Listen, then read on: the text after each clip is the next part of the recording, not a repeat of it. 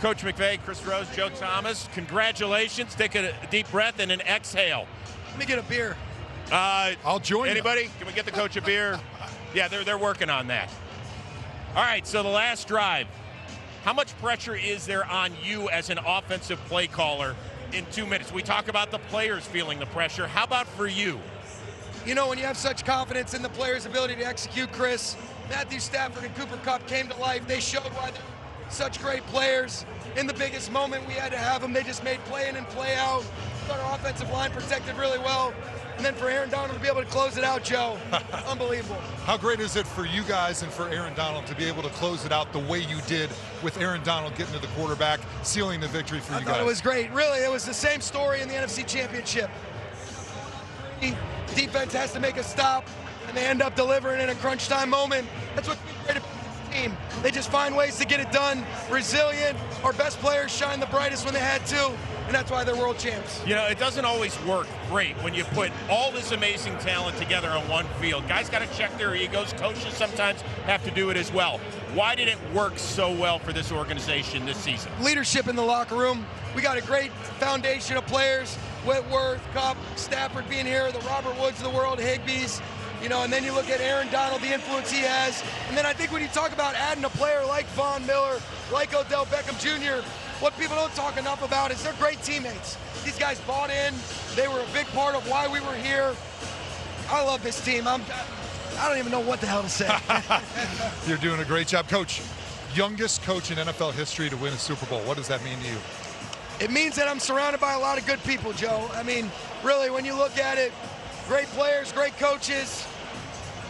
We're going to lose a lot of coaches again this year, but it's a champagne problem because these guys are going to get better jobs. But I'm just so proud to be associated with this group. You know what you're going to do?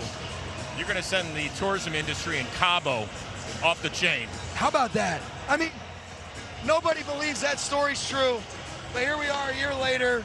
Stafford delivers in the biggest moment, leads us to a Super Bowl, and it all happened organically. So when you were out there talking about, is this exactly what you talked about? No, and I think we talked about being able to maybe partner up and see what can happen, but if you said, was this something that you could envision, the confidence I had, but if you look at it from a big picture perspective, it's so hard to even get yourself in these moments, let alone win a game. Just really, it's unbelievable. I'm so happy for these guys. You have so many guys that have grinded for so long, and now finally they're seeing football from the mountaintop. Odell, 8 years. Matthew Stafford, 13 years. Andrew Whitworth has been in this game so long. That guy over there was actually in college. What does it mean for you to be able to coach these guys to a championship? It's so special. I think that was the greatest part about this team. They play for one another. You want it more from somebody else than yourself. The Whitworths. How about Eric Weddle? What a story that is. And I know he messed his pec up good and fought through that like a warrior today.